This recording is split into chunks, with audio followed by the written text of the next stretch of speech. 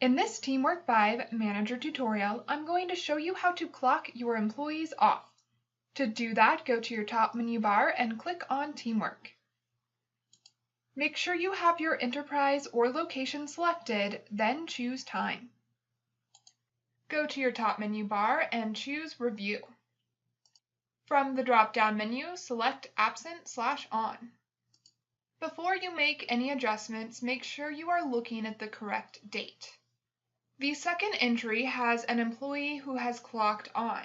If I need to clock that employee off, maybe I sent them home early or something, I can click on Clock, and I can choose this orange Clock Off.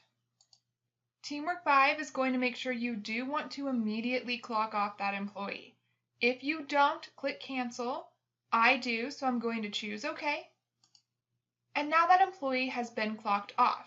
Notice that she has an early out, letting me know that she left before the end of her shift.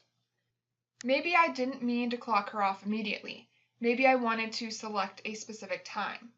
If so, I can click on Clock, and I can choose a different time for when her shift ended. If I click End, that will automatically enter the time her shift was supposed to end. Or I can click the clock icon and choose a different time. Maybe she had to leave half an hour early, so I'll go down and choose 2:30. Then scroll down. If you don't want to change this time entry, click Close. I do, so I'm going to choose Save. And now her clock off time has been changed. I could have done that first. If I didn't want to hit clock off now, I could have just entered in the time like I just did.